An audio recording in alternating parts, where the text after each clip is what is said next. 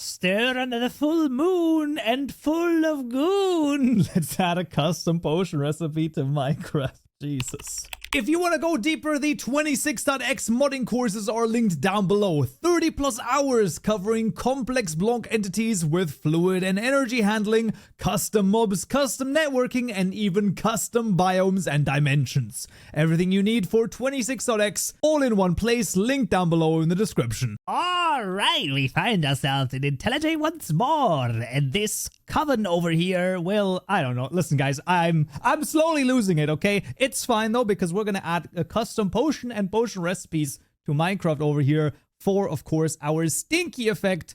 And I mean, you know, it is what it is. So let's just start over here in the tutorial mod package. We're gonna make a new package called potion, and inside of there, we'll make the mod potions class. So that's gonna be the mod potions class. Easy enough.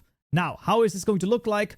Exactly like almost everything that we register, which of course has a public static final deferred register of type potion. And that's going to be, very importantly, actually not from client color item. We actually want the class from net Minecraft world item alchemy. Super important that you import the correct class over here. Otherwise, we will, of course, run into quite a few issues. The potion's deferred register is equal to the deferred register.create built-in registries.potion, and then exactly right, tutorial mod.modID. And where there is a deferred register, we will also have a register method over here, register with an iEvent bus called, I do want to call it event bus over here though. I do like that a little bit more, and that's equal to potions.register, passing in the event bus over here. And let's then also call the register method. As per usual, all of the code is available to you down below, so you have no worries whatsoever over here to follow along if there's any, if there's any issues. Then we need to make the potion itself. Luckily, super freaking straightforward. A public static final holder of type potion again. And then this is the stinky potion over here, equal to the potion's deferred register.register. I'm going to call this here the stinky underscore potion. And the second parameter is a supplier, once again, of new potion. And this is also called stinky underscore potion.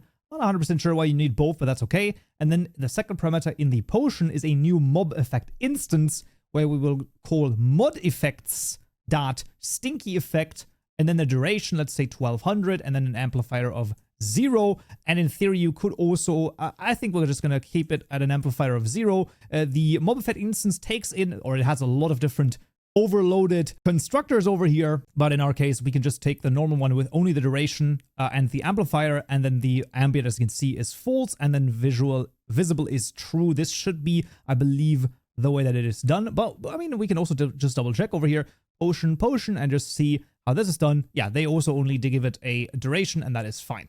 Now that's the potion made. However, there's no crafting recipe just yet. How is that done? Very straightforwardly, in our mod events class, we will have to use another event. This is going to be a public static void, and this is going to be the on brewing recipe register, and then this has the register brewing recipes event as a parameter, and then super important, above it you need the add subscribe event annotation. Otherwise, it's not going to work. This, of course, has to be inside of a class over here that has the add event bus subscriber annotation. And then inside of the method, it's as easy as getting potion brewing dot builder. So we're going to get the builder class over here equal to event dot get builder. And then we can simply add a mix over here. So builder dot add mix for example, potions dot awkward. And we'll put in blocks dot dirt dot as item. And then here a mod potions dot stinky potion. So if we have an awkward potion inside of the brewing stand and we put dirt into the top, then that's going to turn into a stinky potion. That's as easy as that is, and that's actually basically everything we need, except for, of course, the translation. What is weird about the translation is that because the items get generated automatically, they are using the potion or the Minecraft namespace. Also, we should probably put this under the item because it is technically an item. And so that is going to be item.minecraft.potion.effect.stinky_potion.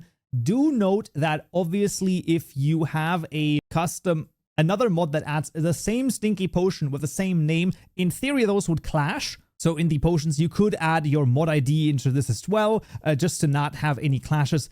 In theory, this shouldn't be that big of a deal.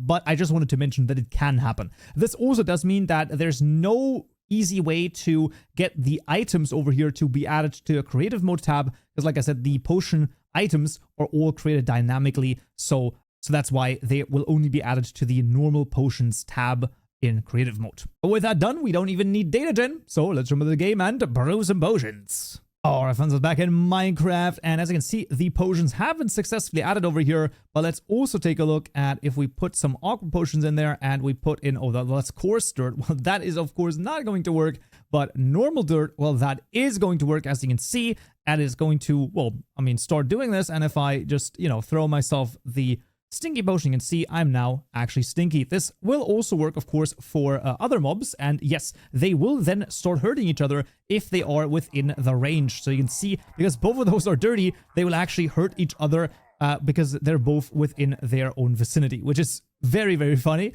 but that is actually what is going to happen. And then here you can see the awkward potions turn into stinky potions. Absolutely fantastic, and that is a custom potion added to Minecraft. Awesome. And that's going to be it for this tutorial right here. Thank you so much for watching, and thank you to all the members on Patreon and on YouTube. Don't forget, if you join as a Stonebricks member on YouTube, you can get up to 14 days of early access, which includes this video right here, where we'll add a custom damage source. Hope to see you there. So, yeah.